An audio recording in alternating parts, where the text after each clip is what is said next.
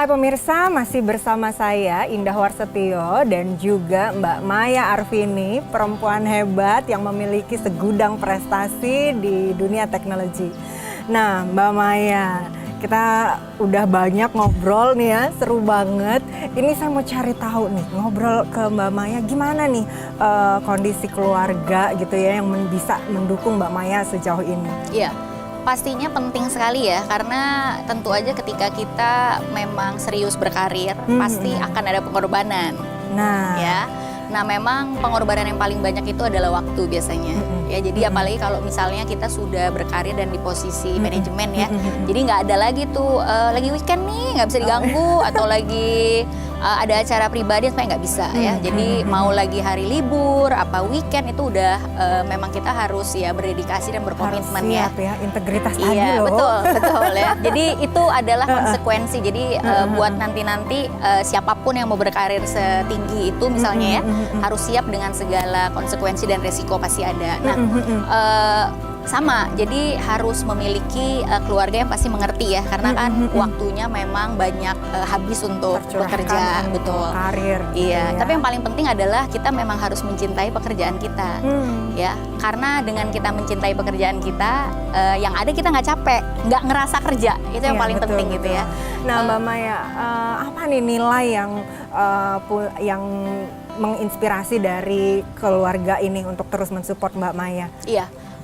Memang kalau dari kecil banyak belajar dari kedua orang tua ya. Jadi kerja keras yang pasti ya. Jadi kalau kita mau meraih segala sesuatu, berprestasi dengan baik itu juga dari kecil ya. Itu pasti harus kerja keras ya. Jadi prestasi itu bukan dengan mudah dicapai karena perlu usaha gitu ya. Dan kerja keras. Nah, yang kedua itu tadi integritas. Jadi jujur ya. Jadi kalau bekerja juga sama, jujur kepada diri sendiri, jujur kepada tim, jujur kepada bos, tentu aja dengan segala kapasitasnya lah. Ya, dua hal itu sih yang menurut saya penting banget untuk dipegang sebagai prinsip dalam hidup. Mbak Maya, nah apa nih target kedepannya? Sudah berbelas tahun gitu ya, berkarir gitu ya. Wah, ada plan apa nih target ke depan yang belum Mbak Maya capai dan mau diraih? Kebetulan kalau saya kerja nggak pernah singkat-singkat ya. Jadi pasti rata-rata di atas 5 tahun dalam satu company.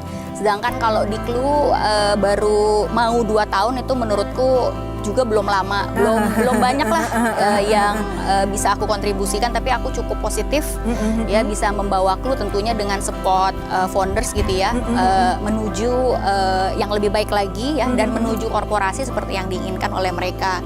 Dan aku tahu juga itu nggak bisa dicapai dengan cepat gitu ya. Jadi kita sedang menuju ke sana dan aku yakin kita menuju ke arah yang lebih baik.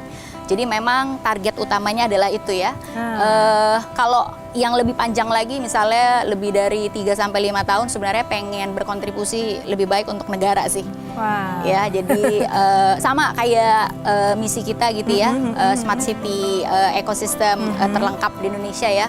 Kalau kita sekarang provide dari sisi teknologinya ya, jangan lupa namanya Smart City itu perlu smart citizen juga ya. Jadi harus dijalankan oleh orang-orang yang smart.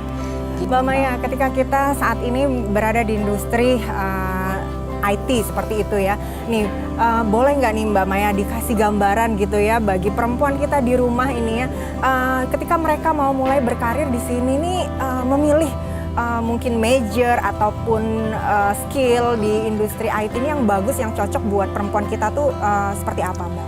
Iya. Jadi serunya masuk ke dunia IT sebenarnya nggak ada batasan untuk gender. Jadi baik laki-laki maupun perempuan pasti punya kesempatan yang sama.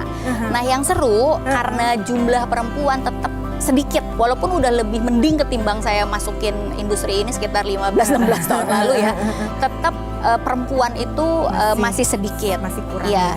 Kayak sekarang jadi saya peluangnya masih besar sebenarnya. Betul. Kayak sekarang kita cukup kesulitan untuk nyari programmer perempuan. Wow. Ya. Isinya laki semua. Jadi banyaknya perempuan itu kalau di IT tuh kalau nggak di operation biasanya di tim sales atau marketing. Ya. Nah, jadi untuk perempuan-perempuan di sana malah harus melihat ini sebagai suatu kesempatan.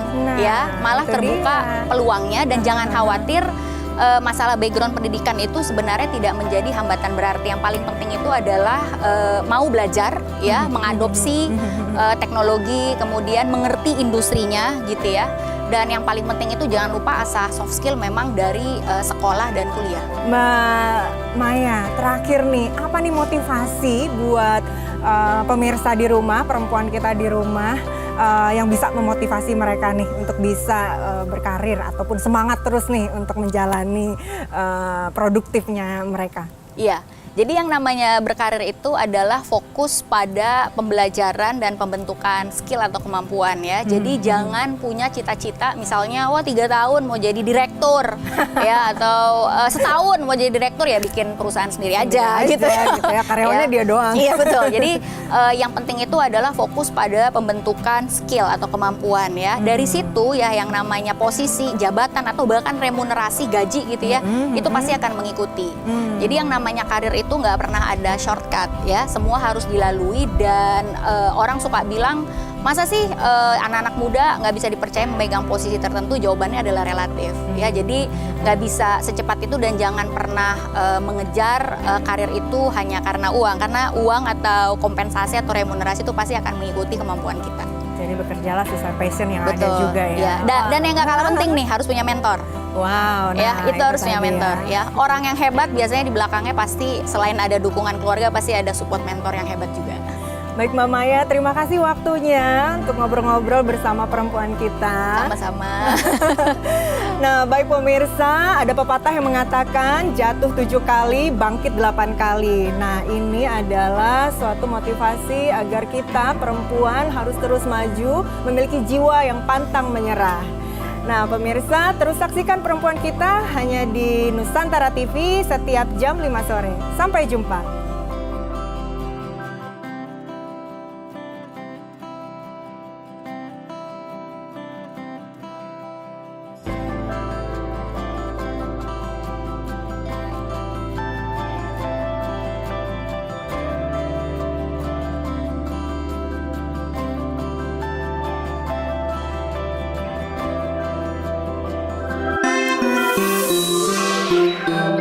NTV, sahabat kita.